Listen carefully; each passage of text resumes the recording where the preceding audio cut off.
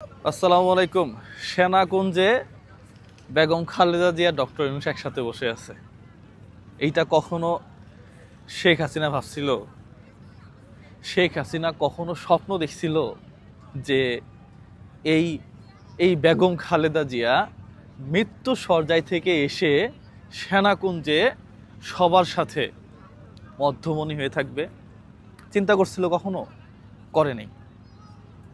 এই যে রাজনৈতিক প্রতিহিংসা দেখেন, একজন মানুষকে 15 বছর কিভাবে দমায় রাখলো। আমি বেগম খালেদা জিয়ার পক্ষে কথা বলতেছি না, আবার শেখ হাসিনার বিপক্ষে সেটাও না।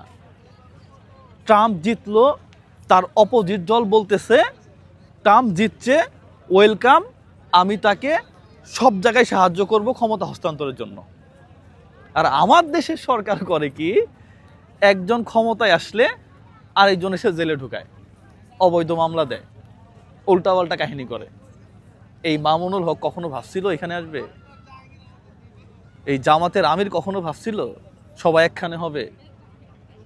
রাজনীতির মডেলটা এরকম হওয়া উচিত, এরকম হওয়া উচিত। আমরা প্রতিহিংসার রাজনীতি এমন একটা জায়গাতে নিয়ে পৌঁছাইছি, এমন একটা জায়গাতে একজন ক্ষমতায় আসার পরে আরেকজন বা আরেক দলের নেতাকর্মীদেরকে মারপিট করে মানে ধান খেতে ঘুমাইতে হয়। বিএনপির নেতারা 15 বছর ধান খেতে ঘুমাইছে। এখন যদি আবার যদি সাপোজ আপনি ধরেন যে বিএনপি এখন ক্ষমতায় আসলো, আসার পরে বিএনপি ঠিক সেম কাজটাই করলো, প্রতিহিংসার রাজনীতি, প্রশাসনকে নিজেদের করণ, তাহলে এই 5 থেকে 7 বছর 10 বছর আবার ক্ষমতায় থাকবে, থাকার পরে আরেকজন এসে সেম কাজটাই করবে। আমার মনে হয় যে প্রতিহিংসার রাজনীতি বাদ দিয়ে একটা সুসম্পর্কের মাধ্যমে সুন্দর একটা দেশ গড়া উচিত। সত্যি এই দেশটা প্রত্যেকটা মানুষের। তাহলে আমরা কেন ওকে জামাত শিবির ট্যাগ লাগাই, আমরা কেন ওকে শিবির ট্যাগ লাগাই, আমরা কেন ওকে ছাত্রলীগ ট্যাগ লাগাই, আমরা কেন ওকে যুবলীগ ট্যাগ লাগাই? দরকারটা কি? আমার মনে হয় কোনো দরকার নেই।